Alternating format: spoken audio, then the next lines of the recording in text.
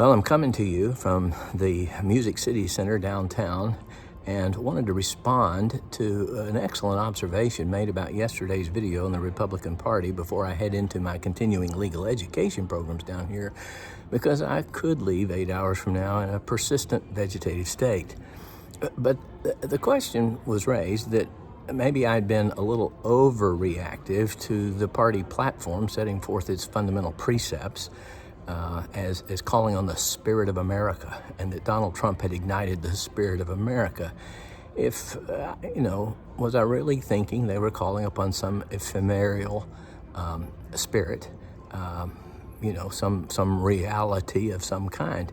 And that's a great question, because I would have probably thought I was irrational and had gone to the nut house, a year or two earlier.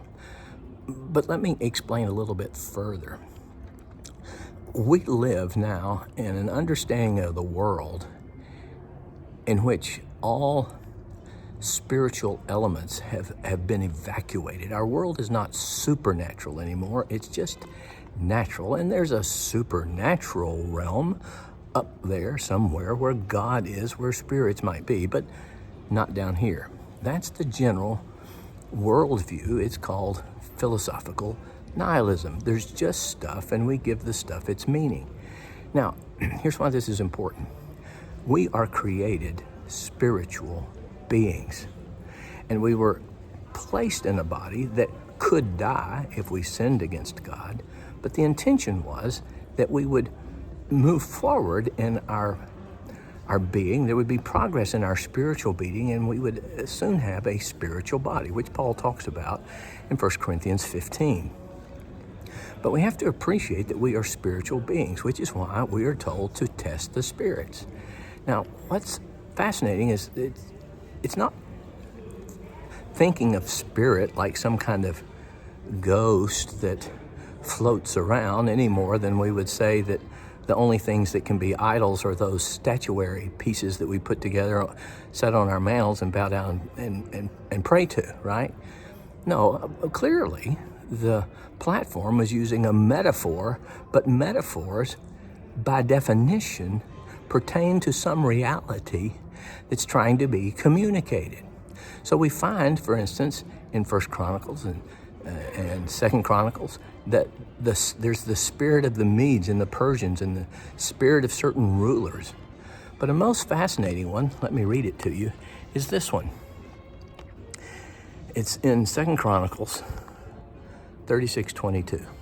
Now, in the first year of Cyrus, king of Persia, that the word of the Lord by the mouth of Jeremiah might be fulfilled, the Lord stirred up the spirit of Cyrus, king of Persia, so that he made a proclamation throughout all the kingdom and also put it in writing.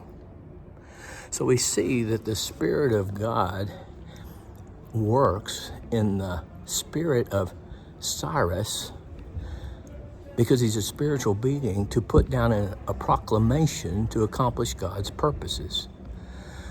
So we have to realize that if we're spiritual beings, we will think in spiritual terms, because that's the kinds of creatures that we are. And so when we say that there's this spirit of America and it's hard work and blah, blah, blah, blah, blah, we're acknowledging that the spirit of the Republican Party is self-determination.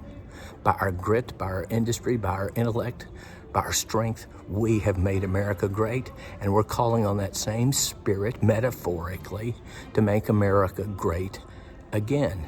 As if the Spirit of God is completely irrelevant in this natural realm, because we subconsciously have agreed that there are two realms to life, the natural realm and the spiritual realm. So I don't think I was being overreactive, but trying to call attention to the fact that we cannot divide our world into natural and spiritual realms, and metaphors are idioms of speech that the Bible uses, that we use to communicate something beyond what we could otherwise express. So I hope that's helpful.